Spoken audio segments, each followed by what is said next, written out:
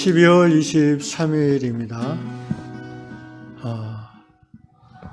성탄절이 이제 이틀 남았습니다. 이 아침에도 성탄의 주인으로 오시는 예수님을 소망하고 또 기대하면서 말씀 앞에 나아가겠습니다. 기도합시다.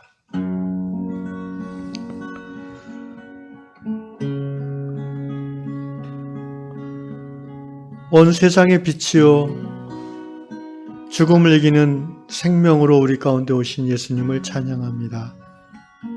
그 빛과 생명 안에 우리가 거할 수 있음을 인하여 그 은혜를 인하여 감사를 드립니다. 오늘도 사망의 권세와 죄의 유혹이 가득 찬 세상의 한복판을 걸어가지만 생명의 주가 주님께서 우리와 함께 하심을 인하여 우리가 안심하며 주의 말씀을 따라 승리하는 삶을 살게 될 줄로 믿습니다. 주님, 이 아침에 다시 한번 우리에게 찾아와 주시고 주님과의 동행을 시작하는 소망 가득한 하루가 되도록 이끌어 주시옵소서.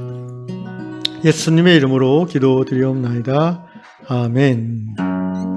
찬송가 420장입니다. 너 성결케 위해 늘 기도하며.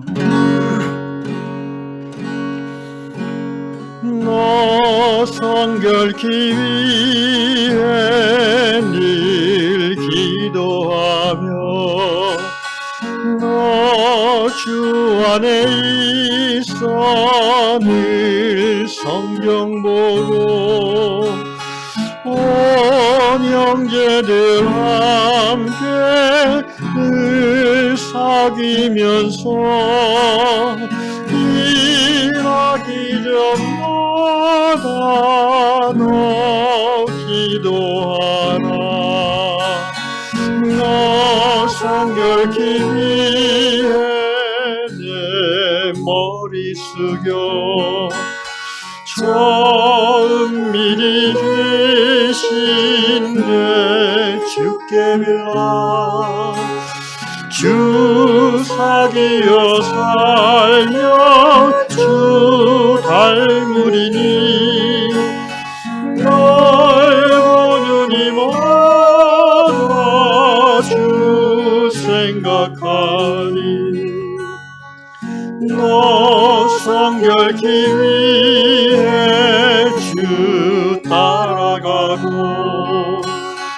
일 다급하여도 당황치 말고 참 즐거울 때나 또 슬플 때나 너 주님만 믿고 늘 따라가라.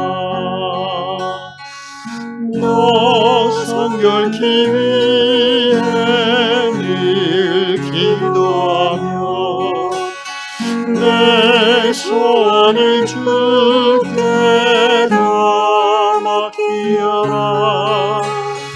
너 성령을 받아 늘 섬겨 살며 저 천국에 가서 더 잘 섬기리.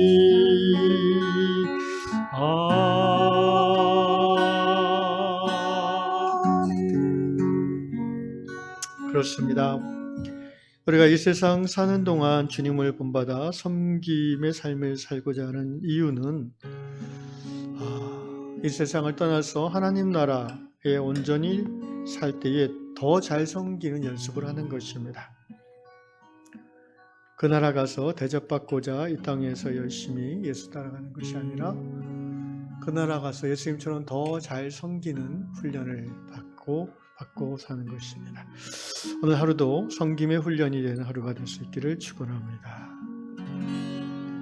오늘 주님 말씀 에베소서 4장 31절과 32절 두 절만 보겠습니다. 너희는 모든 악독과 노함과 분냄과 떠드는 것과 비방하는 것을 모든 악의와 함께 버리고 서로 친절하게 하며 불쌍히 여기며 서로 용서하기를 하나님이 그리스도 안에서 너희를 용서하신과 같이 하라. 아멘. 오늘 다락방 이야기는 미국 뉴저지주에 사는 밥 형제님의 글입니다. 제법 인사이트가 있는 그런 경험인 것 같습니다. 형제가 사는 집에 어느 날 그 주방 싱크대가 막혀서 물이 안 내려갑니다. 우리도 살면서 이런 일이 가끔 있죠. 그래서 여러 가지 이제 그 머리카락 같은 걸 녹이는 그런 것도 넣어보고 또 철사를 넣어서 이렇게 청소도 해보았지만 여전히 막힙니다. 이게 이제 미국 사람들이나 유럽, 웨스턴들하고 우리가 다른 것 같은데요.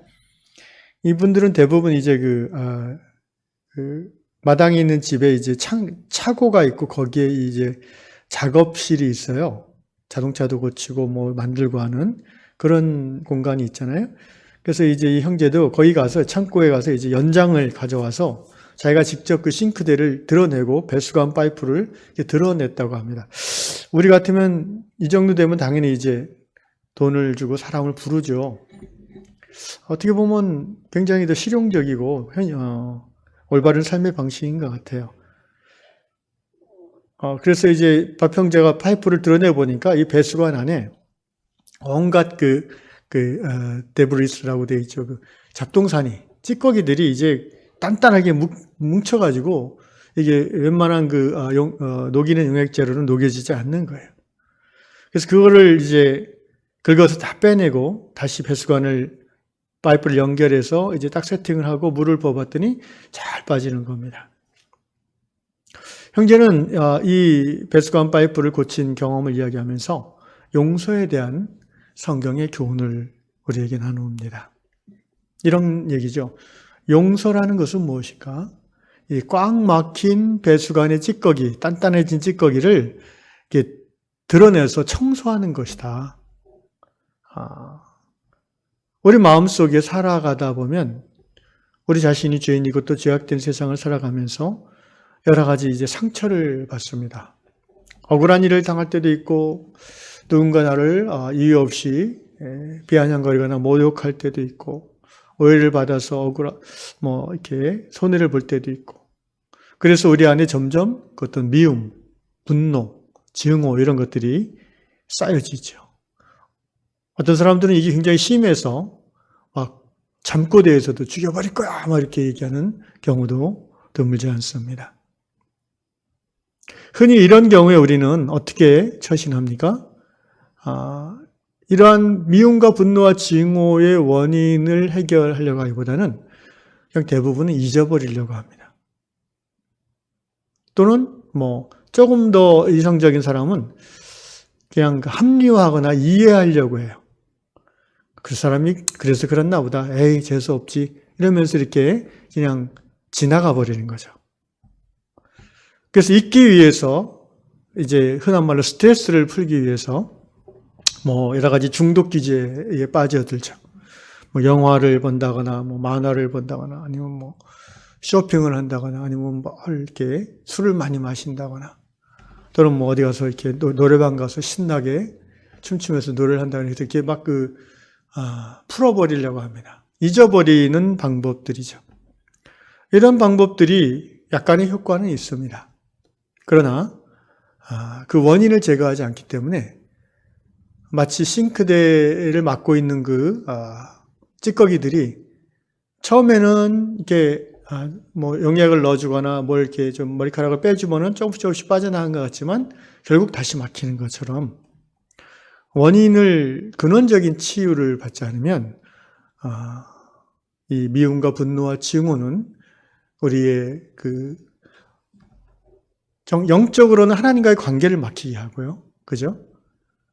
그리고 육체적으로는 우리의 어떤 기의 순환이나 이런 것들을 막아서 여러 가지 건강에 적신호를 맺게 합니다.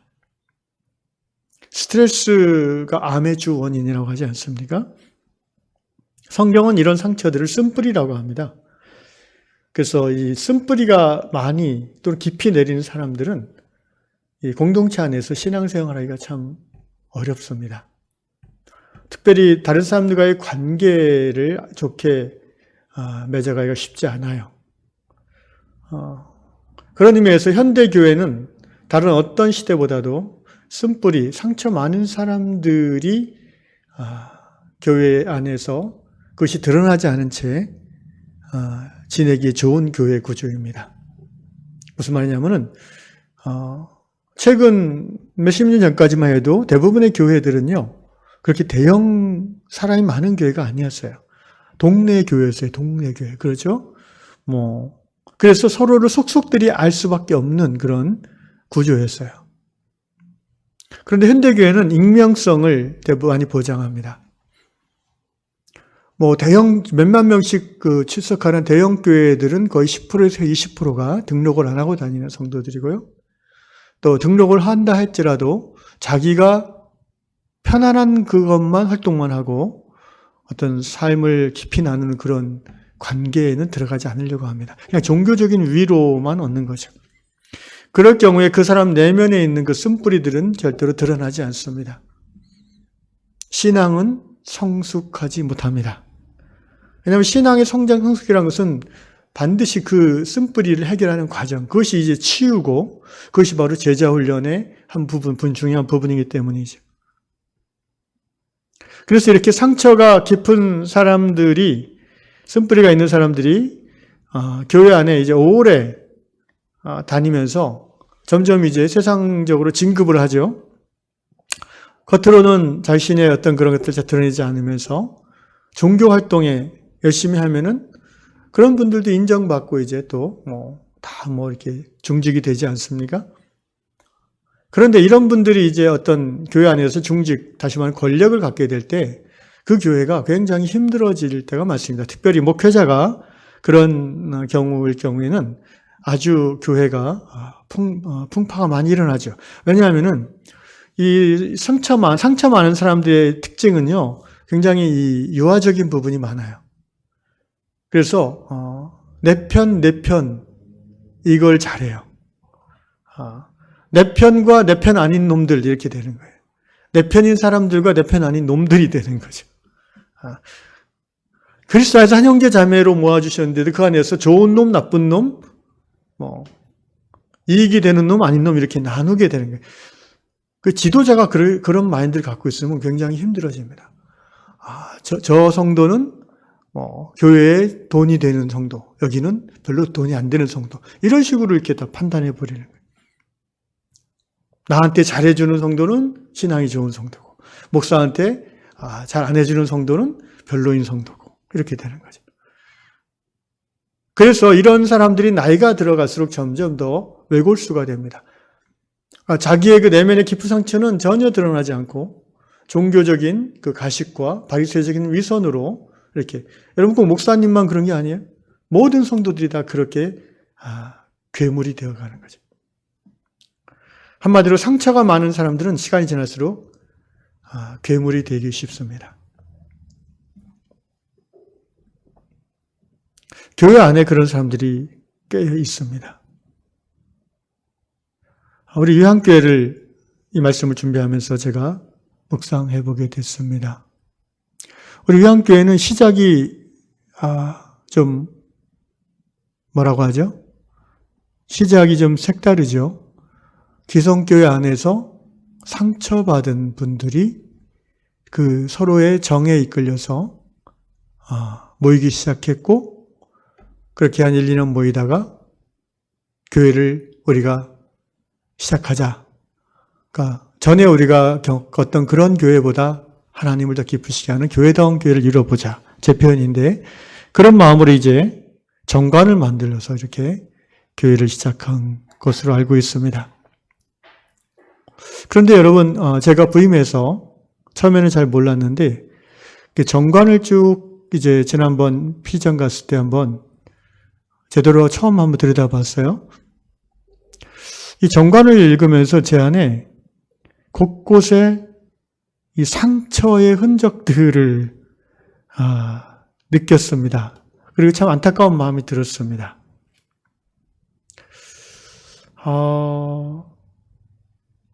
이해를 제가 여러분에 대한 이해가 좀 더 깊어졌다고 할까요? 아, 그래서 이분들이 이렇게 했구나. 또 그래서 이분들이 이렇게 얘기하는구나. 꼭 그 이면에 그렇게 하시는 그 이면에는 상처뿐 아니라 그냥 기성교회에 오래 있었기 때문에 그렇게 자연스럽게 내재화된 그런 사고방식들이 있어요. 목회자에 대한 부분들도 있고요. 그래서 이제 그 어떤 기성교회, 한국의 어떤 전통적인 교회의 어떤 비성경적 가치관들, 그런 것들에 익숙하기도 하고, 더 나아가서 이제 상처 기인한, 쓴뿌리 기인한 그런 경직된 태도에서 나오는 그런 정관들의 내용들이 있지요. 오늘 이 아침에 제가 이 말씀을 할까 말까 많이 망설이다가 기도하는 마음으로 하나님 앞에 기도하고 여러분에게 나눕니다. 여러분, 목회자로 인해서 상처를 받았다는 것은 이게 이제 신앙에 굉장히 치명적일 수 있는 이유는 목회자의 권위는 하나님의 권위가 드러나는 거거든요. 그러니까 결국 목회자에게 상처받은 게 굉장히 성도들에게 아픈 이유는 그것이 하나님의 권위에 의해서 상처받았기 때문에 그래요. 그러니까 정확히 말하면 하나님의 권위를 잘못 사용한, 부적절하게 사용한 그 목회자의 잘못된 행동과 말로 인해서 상처를 받은 거죠. 그러면 그것들을 어떻게 치유할 수 있는가? 1차적으로는 말씀, 진리의 말씀에 근거해서 용서를 해야 됩니다. 오늘 에베소서 4장은요, 이제 교회 안에서 어떻게 해야 될지, 기독교 윤리적인 차원에서 교회 안에서 우리 어떻게 행동해야 될지에 대한 권면들이고요. 특별히 31절에 너희는 모든 악독과 노함과 분냄과 떠드는 것과 비방하는 것을 모든 악의와 함께 버리라고 했습니다. 이 말씀을 읽으면서 어떤 다른 교회를 생각하고 다른 사람을 생각하지 마십시오. 말씀의 1차 적용 대상은 나 자신이고 우리가 소속된 교회여야 됩니다. 그것이 성령의 인도하심이죠. 우리 안에 여전히 악독과 노함과 분냄과 떠듬과 비방하는 것이 있지 않은가? 내 안에 그런 것들이 있지 않은가? 내 안에 성도들을 향해서 또 교회의 어떤 다른 분을 향해서 또는 과거의 그 목사님과 또 어떤 분들을 향해서 여러분 그것들을 버리라고 성경은 말하고 있어요. 32절 서로 친절하게 하며 불쌍히 여기며 서로 용서하기를 하나님이 그리스도 안에서 너희를 용서하신 같이 하라. 화해는 양방, 쌍방이 서로를 용서하고 관계를 회복할 때 화해라고 하지만요. 용서는 지난번에도 말씀드렸지만 내가 하는 거예요. 믿음 안에서 내가 하는 겁니다. 상대방의 태도 변화나 상대방이 나에게 사과를 하는지 아닌지 상관없이.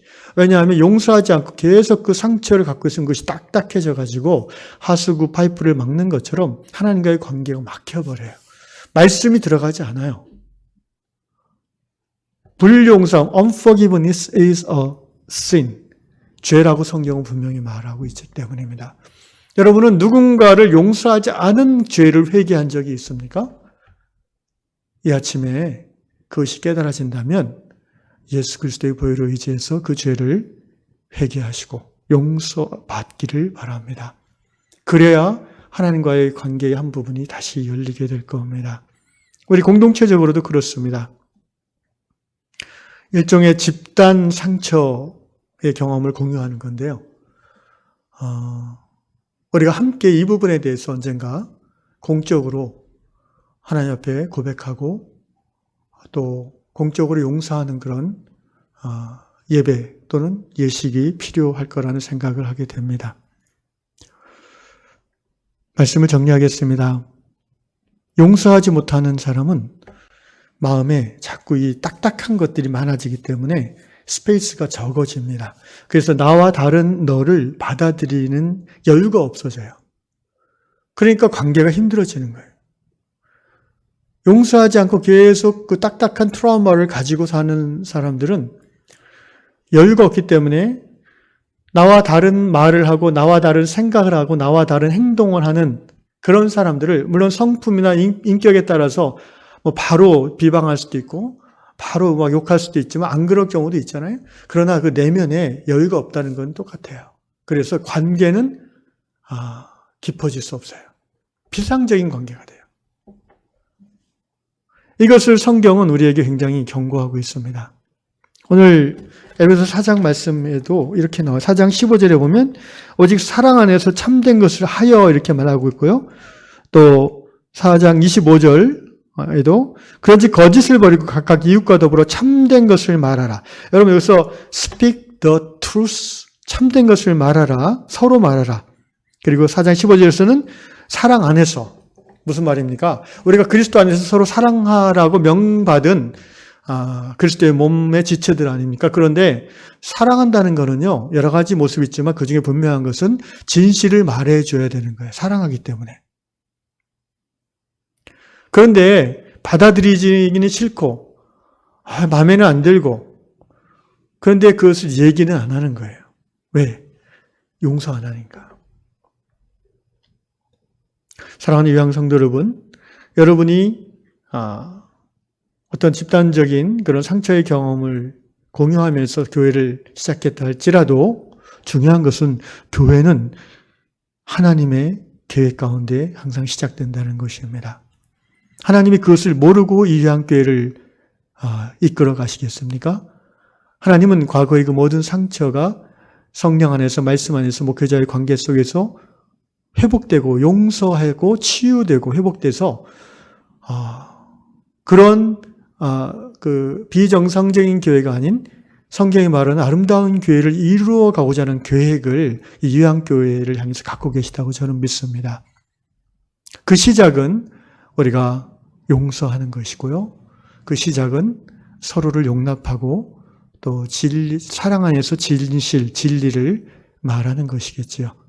이 아침에 개인적인 용서와 함께 우리 유양공동체의 용서를 위해서 또 유양공동체가 하나님 기뻐하시는 그런 교회로 갈 수 있도록 우리가 함께 기도해야 되겠습니다. 기도합시다. 한 해를 마무리하는 12월의 끝입니다. 주님, 유양공동체가 이제 7년을 지나고 있습니다. 아픔으로 시작했지만 하나님의 섭리 가운데 7주년을 지내고 이제 내년 8년 차를 바라보게 됩니다. 주님, 우리의 연약함을 주께서 아시오매 여러 가지로 지금까지 은혜를 베풀어 주셨고 또 여러 가지 삶의 정황 속에서도 우리 성도들이 믿음과 소망과 사랑 안에서 인내하며 여기까지 오게 해주심을 인하여 감사를 드립니다. 주님, 이제 한 해가 가기 전에 우리 안에 과거의 원한과 미움을 청산하고 십자가 앞에서 그것들을 흘려보내고 녹여보내는 아름다운 은혜의 작업이 있도록 역사하여 주시옵소서. 이 아침에 유양의 모든 성도들이 자기 안에 있는 미움의 쓴뿌리를 십자가에 못 박고 그리스도의 보혈로 씻음받아 하나님을 사랑하며 다시 한번 이웃을 사랑하는 마음의 여유를 회복하는 복된 시간 되게 하여 주시옵소서. 예수님의 이름으로 기도합나이다. 아멘.